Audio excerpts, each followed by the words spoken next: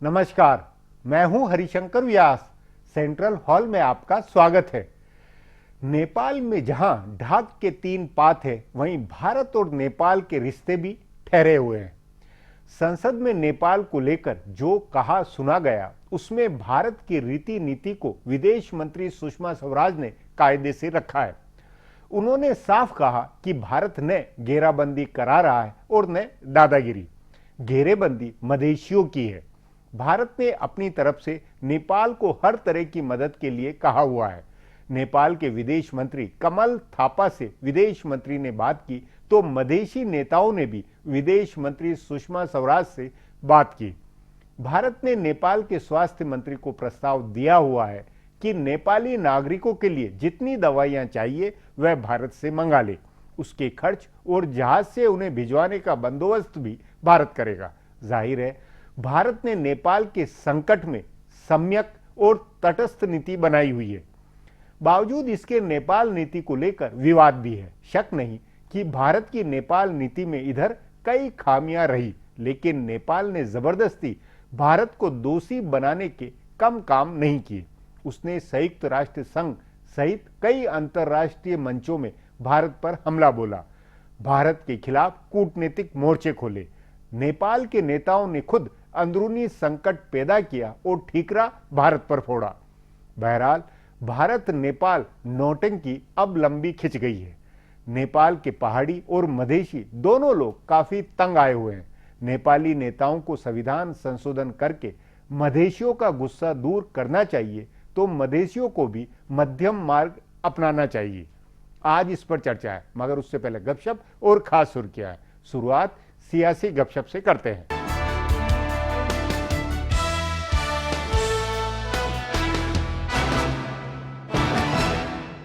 BJP की तंजीम में जो नई तकरूरियां हो रही है, उन पर बिहार के नताइज का असर नजर आ रहा है। पार्टी के माहिरीन जराए का कहना है कि जनवरी फरवरी में पार्टी की सूबाई तंजीमों में तब्दीली होगी और वहां भी असम, मगरबी बंगाल और केरल की तरह जमीन से जुड़े रहनुमाओं को तरजीह दी जाएगी। बीजेपी ने इन तीनों सूबों में बिहार के नताइज के बाद सदर मुकर्रर किए हैं। तमाम कयासाराइयों को दरकिनार करके फिल्म अदाकारा रूपा गांगुली की बजाय संघ से जुड़े रहे दिलीप घोष को सदर बनाया गया है। इसी तरह दिल्ली में संघ के अखबार ऑर्गेनाइजर के मुदीर रहे आर बालाशंकर की बजाय केरल में मंदिर बचाओ तहरीक चलाने वाले राजशेखरन को सदर बनाया गया। असम में भी जमीनी सतह से जुड़े रहे सर्बानंद सोनोवाल को सदर बनाया गया है। इन तीनों तकर्रुरियों में पार्टी ने जमीनी तनासुब का ख्याल रखा। उसी तरह उत्तर प्रदेश, दिल्ली, बिहार और झारखंड में नए सुदूर की तकर्रुरी में जमीनी तनासुब और रहनुमा के चेहरे का ख्याल रखा जाएगा। झारखंड में चूंकि गैर कबायली वजीर आला है, इसलिए किसी कबायली को सूबाई सदर बनाया जाएगा। उत्तर प्रदेश में बीजेपी किसी पसमानदा रहनुमा को कमान देगी और इसके लिए 3 नामों की छंटनी हो गई है। बिहार में इंतहाई पसमानदा को लेजिस्लेचर असेंबली का रहनुमा बनाने के बाद इस बात की जद्दोजहद है कि तंजीम की कमान किसी आला तबके को मिले या दलित को। दिल्ली में भी पार्टी अपने कोर वोट का ख्याल रखते हुए नया सदर मुंतखब करेगी। कांग्रेस पार्टी इन दिनों कई बातों को लेकर फिक्रमंद है। एक फिक्र आम आदमी पार्टी बनाम बीजेपी की लड़ाई से है, तो दूसरी फिक्र नीतीश कुमार को वजीर आजम के ओहदे का दावेदार बनाने की बहस से है। कांग्रेस रहनुमा इस बात से भी फिक्रमंद हैं कि अगर आइंदा साल मगरबी बंगाल में ममता बनर्जी मुकम्मल अक्सरियत से जीतती हैं, तो वो भी दावेदार होंगी और उसके अगले साल मायावती भी दावेदार हो सकती हैं। लेकिन कांग्रेस के माहिरीन जराए का कहना है कि उनको इन तमाम इलाकाइयों की आपसी चपकलिश से उम्मीद है कि इनके बीच रजामंदी से कोई पीएम का दावेदार नहीं बन पाएगा। जिस तरह से आरजेडी रहनुमाओं ने नीतीश कुमार की दावेदारी को लेकर अभी सवाल उठा दिया, उससे भी कांग्रेस रहनुमाओं की हौसला अफजाई हुई है। हालांकि अब भी वो ममता बनर्जी, अरविंद केजरीवाल और नीतीश कुमार की केमिस्ट्री को लेकर फिक्रमंद हैं। तभी कांग्रेस को अहम ऑपोजिशन जमात के तौर पर कायम करने की कोशिश तेज हो गई है, ताकि राहुल गांधी की दावेदारी यकीनी तौर से बने। हिकमत अमली से जुड़े हुए पार्टी के एक इजलास में तय हुआ कि वो हिज़्ब इख्तिलाफ का स्पेस आम आदमी पार्टी, बायां महाज या ममता बनर्जी के लिए नहीं छोड़ सकते हैं। इसके बाद ही डीडीसीए मामले में अरुण जेटली पर आयद किए गए इल्जामात को जोरों शोर से उठाकर उनसे इस्तीफा मांगने का फैसला हुआ। इसी हिकमत अमली के तहत पार्टी ने तमाम इलाकाइयों की हिमायत के बावजूद जीएसटी बिल को रुकवाया। आगे भी कांग्रेस इसी हिकमत अमली पर चलेगी। दिल्ली में ऐसा लग रहा है कि चप्पे चप्पे पर वजीर आला अरविंद केजरीवाल के जासूस फैले हैं, जो उनको ये बताते हैं कि उनके बारे में नरेंद्र मोदी क्या सोचते हैं, या मोदी की हुकूमत ने सीबीआई को क्या अहकामात जारी किए हैं, या ये बताते हैं कि कैसे सारे मीडिया ग्रुपों के मालिकों ने सहाफियों को केजरीवाल को निशाना बनाने का हुक्म दिया है। दिल्ली के सियासी हलके में हर कोई ये जानना चाह रहा है कि आखिर बीजेपी का कौन रहनुमा अरविंद केजरीवाल से प्राइवेट बात करता है और ये बताता है कि उनका नाम सुनकर वजीर आजम नरेंद्र मोदी का खून खोलने लगता है। केजरीवाल ने ये दावा मंगल के रोज असेंबली में खड़े होकर किया कि जाती बातचीत में उनको बीजेपी के रहनुमाओं ने बताया कि उनका नाम सुनकर मोदी बेचैन हो जाते हैं। इसी तरह केजरीवाल ने अपने प्रिंसिपल सेक्रेटरी राजेंद्र कुमार पर सीबीआई के छापे के बाद कहा कि सीबीआई के अफसरान ने उन्हें बताया है कि मरकजी हुकूमत ने सीबीआई को हुक्म दिया है कि वो ओपोजिशन जमात के रहनुमाओं पर चुन चुन कर कार्रवाई करें और उनको खत्म कर दें। इस पर सीबीआई ने उनसे उस अफसर का नाम पूछा है जिसने उन्हें ये सनसनीखेज इत्तला दी है। इसी तरह मीडिया के लोग ये जानना चाहते हैं कि आखिर किस सहाफी ने जाती बातचीत में केजरीवाल को बताया कि सारे मालिक बिके हुए हैं और उन्होंने उनको निशाना बनाने का हुक्म दिया है। केजरीवाल ने कुछ वक्त पहले ये दावा किया था, अब बस अदलिया बाकी है जिसके बारे में वो ऐसा कोई दावा करेंगे। अब आज की सुर्खियां हैं, ये लीक से कुछ हटकर है और इनसे देश की दशा दिशा को बूझ सकेंगे।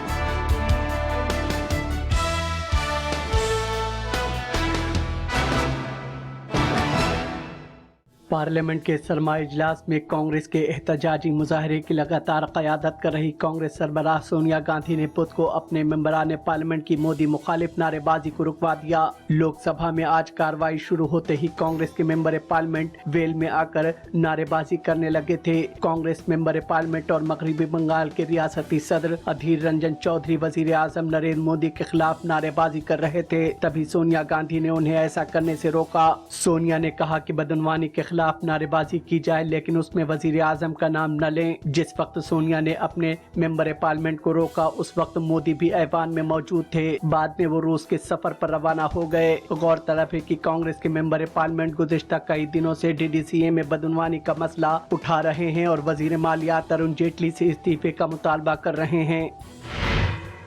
मरकजी वजीर मालियात अरुण जेटली की मुश्किलात बढ़ती जा रही हैं। अब उनकी पार्टी के एक और मेंबर पार्लियामेंट ने उनके खिलाफ मोर्चाबंदी की है। पटना साहिब से मेंबर पार्लियामेंट शत्रुघ्न सिन्हा ने इशारों में उन्हें इस्तीफा देने की नसीहत भी दी है और डीडीसीए के घोटाले का खुलासा कर रहे कीर्ति आजाद की हिमायत की है। शत्रुघ्न सिन्हा ने ट्वीट करके कहा है कि जेटली को अपना मामला सियासी तौर से लड़ना चाहिए और जैसा कि वजीर आजम नरेंद्र मोदी ने कहा है उनको लाल कृष्ण आडवाणी के रास्ते पर चलना चाहिए। गौरतलब है कि मोदी ने कल कहा था कि जिस तरह से हवाला मामले में आडवाणी बेदाग होकर निकले थे उसी तरह से जेटली भी बेदाग निकलेंगे। इसके बाद से ही कयास लगाए जा रहे हैं कि इस बयान का मतलब ये है कि जेटली को भी आडवाणी की तरह इस्तीफा दे देना चाहिए। बहरहाल इस बात का जिक्र करके सिन्हा ने जेटली के इस्तीफे की बिलावास्ता तरीके से मुतालबा किया है। उन्होंने जेटली के खिलाफ मोर्चाबंदी करने वाले कीर्ति आजाद की तरफदारी करते हुए कहा है कि आजाद आज के हीरो हैं। उन्होंने लोगों से उनकी हिमायत करने की अपील करते हुए कहा है कि वो बदनवानी के खिलाफ लड़ रहे हैं।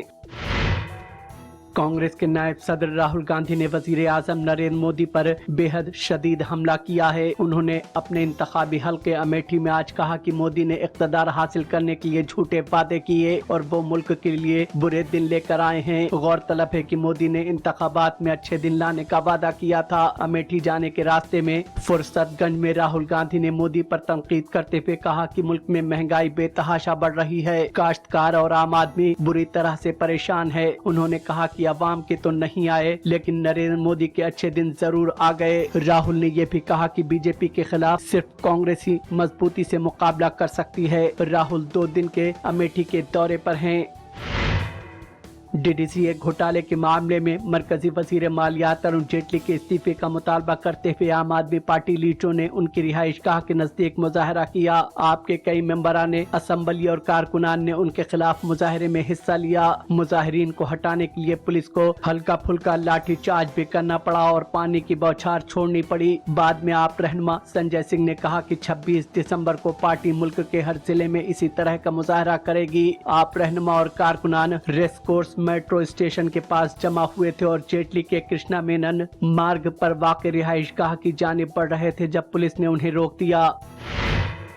दिल्ली में बीएसएफ तैयारा हादसे में जा बहक हुए जवानों और दिगर मुलाजमीन को आज मरकजी वजीर दाखिला राजनाथ सिंह ने खिराज अकीदत पेश किया। उन्होंने इस हादसे में मारे गए लोगों के अहले खाना से मुलाकात की और उन्हें तसल्ली दी। सफदरजंग एयरपोर्ट पर मुनक़िदा ताज़ियाती इजलास में ममलिकती वजीर बराए दाखिली उमूर किरण रिजिजू और दिल्ली के लेफ्टिनेंट गवर्नर नजीब जंग भी मौजूद थे। इस दौरान जा बहक जवानों के अहले खाना ने पुराने तैयारे के इस्तेमाल पर भी सवाल उठाया। तैयारा हादसे में जान गंवाने वाले सभी जवानों की लाशें आखिरी रसूमात के लिए उनके अहले खाना को सौंप दी गई हैं। बीएसएफ के डायरेक्टर जनरल डीके पाठक ने बीएसएफ फंड से तमाम अहले खाना को 15-15 लाख रुपए देने का भी ऐलान किया है। इसके अलावा हुकूमत की जानिब से 10-10 लाख रुपए की माली मदद दिए जाने का भी ऐलान किया गया है। फिलहाल अब एक ब्रेक है, फिर खुलासा होगा।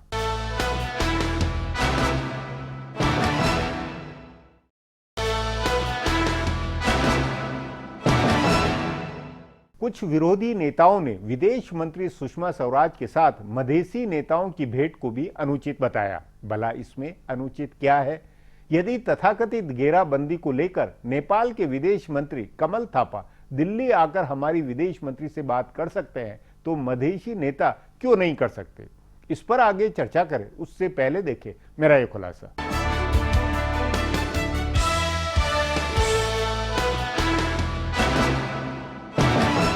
हिंदुस्तान के हमसाया और खुली सरहद वाले वाहिद मुल्क नेपाल का बहरान अब सुलझने के आसार नजर आ रहे हैं। नेपाल हुकूमत ने अपना रुख लचीला किया है। हुकूमत ने आईन में 2 अहम तब्दीली को मंजूरी दी है, तो दूसरी जानिब गुज़िश्ता कई महीनों से तहरीक कर रही चारों मधेसी पार्टियों के रहनुमाओं ने भी रुख में नरमी का इशारा दिया है। हिंदुस्तान हुकूमत ने नेपाल के बदले रुख का खैर मकदम किया है और माना जा रहा है कि वो मधेसी रहनुमाओं को भी इस बात के लिए तैयार करने की कोशिश करेगी कि वो नेपाली हुकूमत के साथ आमने सामने की बातचीत करे और मामले को खत्म करे। दरअसल नेपाल का एक अंदरूनी बहरान हिंदुस्तान और नेपाल के तनाजे में तब्दील हो गया है और ऐसा होने की तारीखी वजूहात है। गुज़िश्ता कई सालों से हिंदुस्तान और नेपाल के रिश्ते हमवार नहीं हैं, खासकर राजशाही खत्म होने के बाद से। नेपाल में ये माना जाता है कि हिंदुस्तान राजशाही का हामी रहा है, इसलिए वहाँ के निजाम और अवाम दोनों में हिंदुस्तान मुखालिफ जज्बात घुसे हुए हैं। वहाँ हिंदुस्तानी नजात के लोगों को परेशान किया जाने लगा। हिंदी फिल्मों पर पाबंदी आयद की गई और नए हुक्मरानों ने पाकिस्तान और चीन जैसे ममालिक के साथ दोस्ती बढ़ानी शुरू कर दी। गुज़िश्ता करीब 1.5 दहाई में नेपाल में हालात तकरीबन पूरी तरह से हिंदुस्तान के खिलाफ हो गए। तभी जब वहाँ का नया आइन बना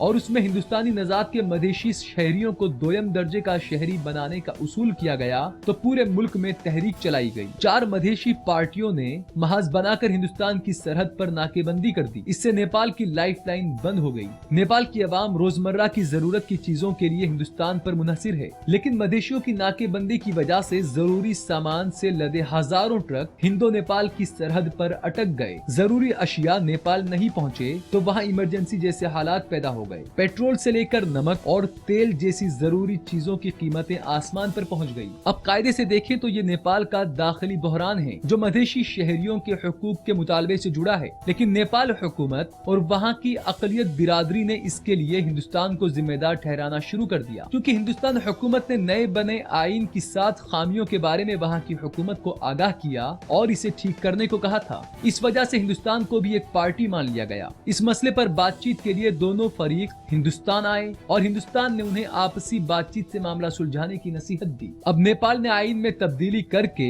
हर हल्के में मधेशियों को आबादी के मुताबिक जगह देने की बात मान ली है और सूबे की सरहदों को दोबारा बनाने को भी मंजूरी दे दी है। तो अंदाजा लगाया जा रहा है कि अब जल्द ही मामला सुलझ जाएगा। हालांकि मधेशी पार्टियों ने 2 तरामीम के फॉर्मूले को नहीं माना और उनका कहना है कि ये साफ नहीं है और कम है। इसके बावजूद हिंदुस्तान ने इसका खैर मकदम किया है और माना जा रहा है कि इन 2 तब्दीलियों के बहाने बातचीत आगे बढ़ेगी। अगर मधेशी रहनुमा तहरीक जारी रखते हुए नाकेबंदी खत्म करें तो जरूरी अशिया नेपाल पहुंचने लगेंगी और इसके बाद हिंदुस्तान और हिंदुस्तानी नजात के लोगों के तई हम आहंगी बनाने में मदद मिलेगी। अब एक ब्रेक है, उसके बाद नेपाल के हालातों पर चर्चा करेंगे।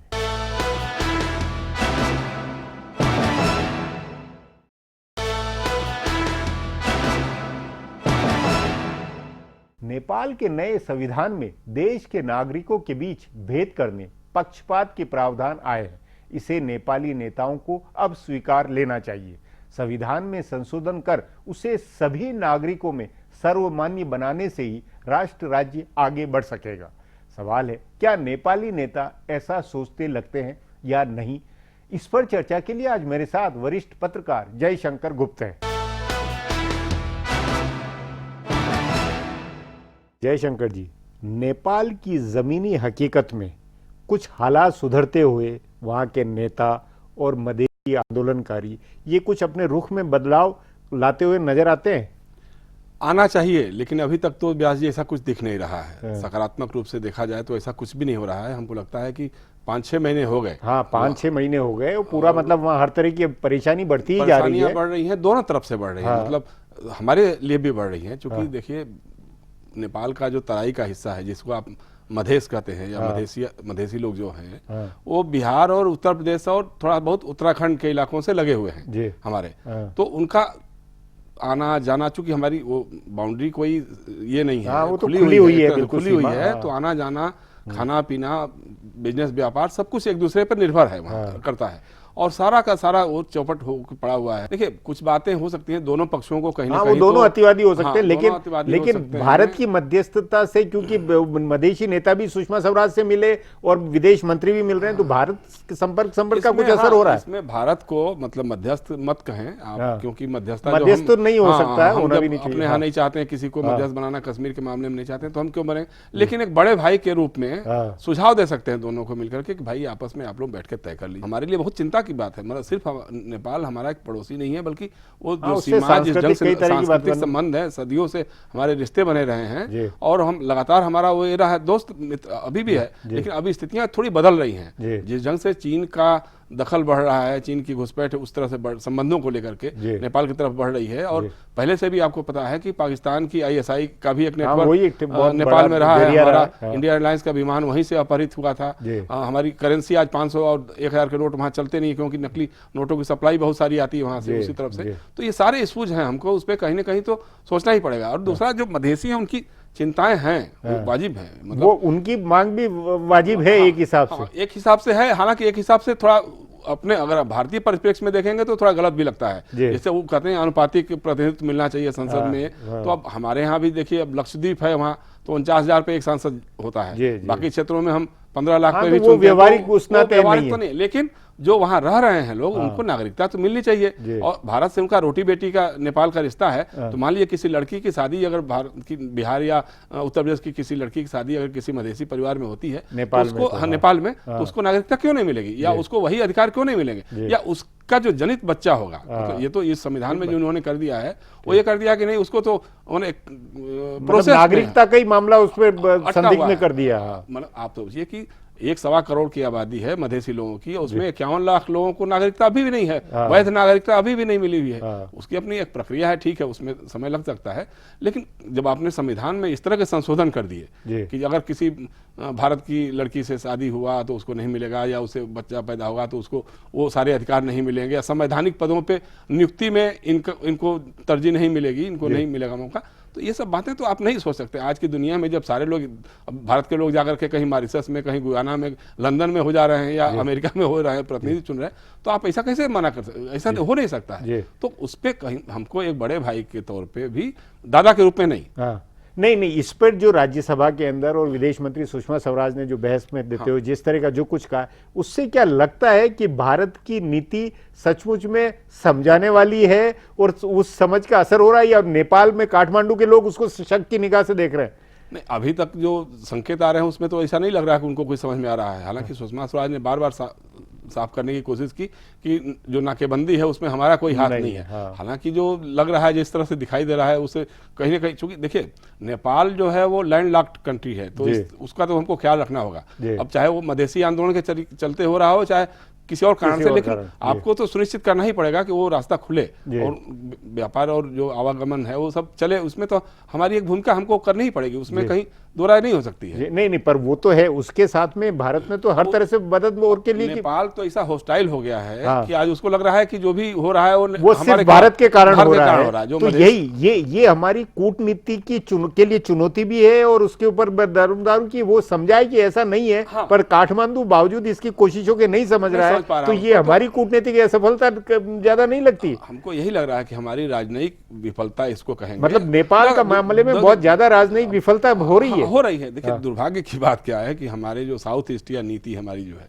हम अगल बगल के हमारे जितने भी पड़ोसी देश हैं, वो तो मालदीव से लेकर नेपाल सब तरफ एक ही के साथ हमारा मतलब हो नहीं पा रहा ना। हम बड़े भाई तो हैं, हम सबसे बड़े देश हैं, सब कुछ है, लेकिन हम सबको मदद भी कर रहे हैं। अब नेपाल में भूकंप होता है तो सबसे बड़ा हमारा प्रधानमंत्री सबसे पहले उनको सूचना देता है, सबसे अधिक इमदाद हम देते हैं। मालदीव में भी पानी का संकट होता है तो हम भारत से ही करते हैं, व्यवस्था करवाते हैं। तो ये सारा कुछ करने के बावजूद लोग हॉस्टाइल अगर हो रहे हैं, उस नाते ये पूरा नेपाल का संकट अगर है, चल भी लगातार बना हुआ, तो वजह उसमें एक भारत की कूटनीतिक विफलता भी उसमें एक बड़ा है। अगर हमने इसको ठीक से नहीं डील किया तो आगे और संकट बढ़ेगा, क्योंकि चीन तो उसकी निगाह है ना, नेपाल के जरिए वो भारत में अपना ऑपरेशन शुरू कर सकता है। इसकी तो बार बार आशंका बनी ही रहती है कि नेपाल हमारे एसएसबी के लोगों को उठा के बंद कर दे रहा है, हमारे जवानों को। ये तो सोचने वाली बात है, जब उसका सारा फोर्स और इसलिए प्रधानमंत्री नरेंद्र मोदी और विदेश मंत्री को बुनियादी तौर पर नेपाल की चुनौती को ज्यादा गंभीरता से लेना चाहिए और उस पर करना चाहिए। निश्चित तौर पे हमको जापान, बुडापेस्ट और अमेरिका के बजाय